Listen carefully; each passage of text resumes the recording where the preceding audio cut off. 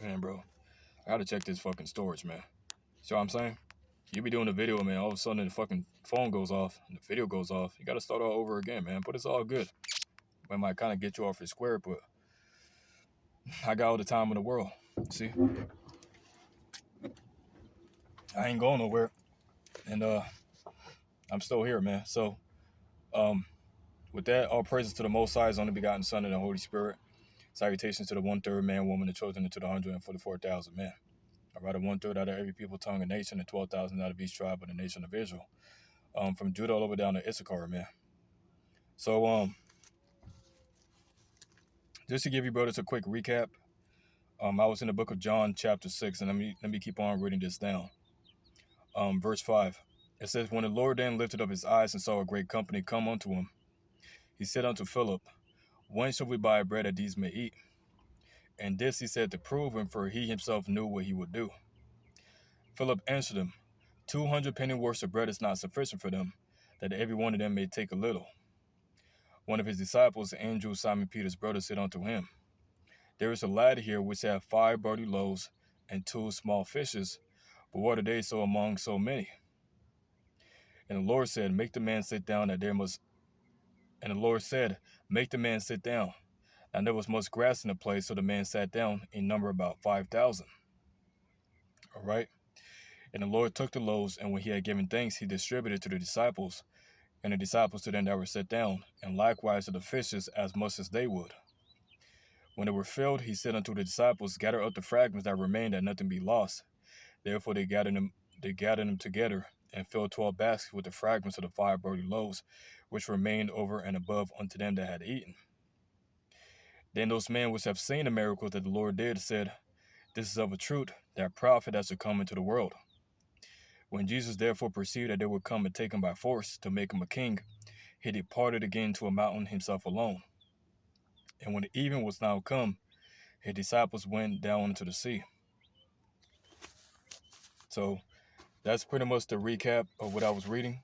The Lord, he was testing Philip to see if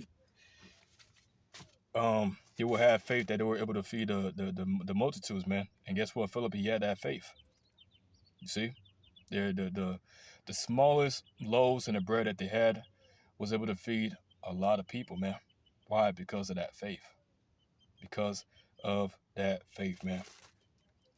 So now I also want to get John chapter 20 and just get to the point, because Thomas didn't miss.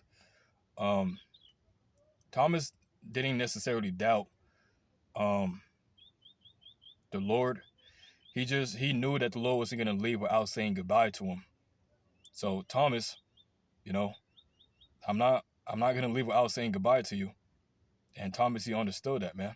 He wasn't there when the disciples were there, but he came afterwards. All right.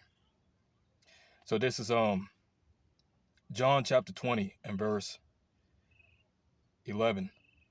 But Mary stood without at the sepulchre weeping. As she wept, she stooped down and looked into the sepulchre, and seeth 2 angels in white sitting, the one at the head and the other at the feet, where the body of the Lord had lain.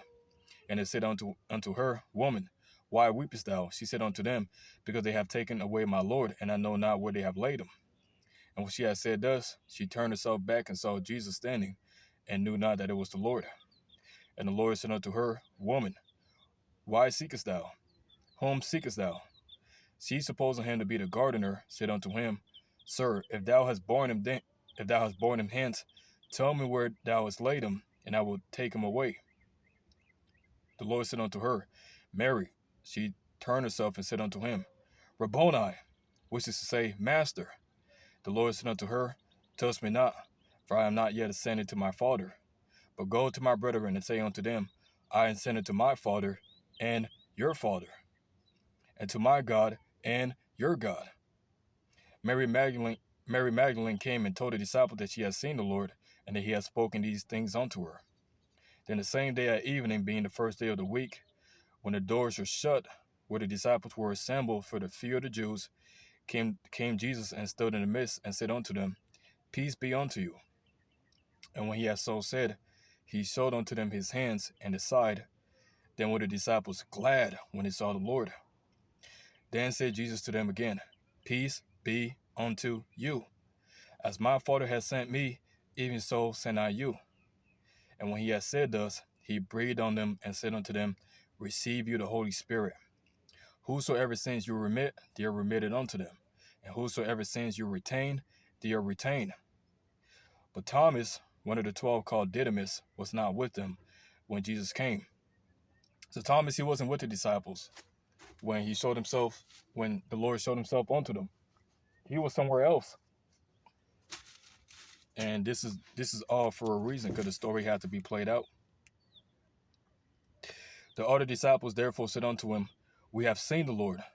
But he said unto them, Except I shall see in his hands the print of the nails, and put my finger into the print of the nails, and thrust my hand into his side, I will not believe. And after 8 days, again the disciples were within, and Thomas with them. Then came Jesus, the doors being shut, and stood in the midst, and said, Peace be unto you. Then said he to Thomas, Reach hither thy fingers, and behold my hands. And reach hither thy hand, and thrust it into my side, and be not faithless, but believing. And Thomas answered and said unto him, My Lord and my God. Jesus said unto him, Thomas, because thou hast seen me, thou hast believed. Blessed are they that have not seen, and yet have believed. And many other signs truly did the Lord in the presence of his disciples, which are not written in this book. But these are written that you might believe that Jesus is the Christ, the Son of God, and that believing you might have life through his name. That you might have life through his name. So what did Thomas understand? What did Thomas understood? The Lord wasn't going to leave without saying, Thomas, I'm here. Reach hither thy fingers and touch me, touch my sides, touch my hands, touch my feet. I'm not going to leave without saying goodbye to you. Thomas understood this, man.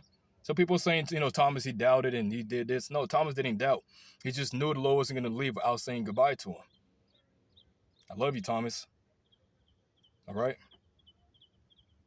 So, with that, all praises to the Most High, His only begotten Son, and the Holy Spirit. Salutations to the 1/3 man, woman, the chosen, and to the 144,000 men. All right, you brothers out there, keep the faith and stay strong, man. With that, shalom. I'm out. All right.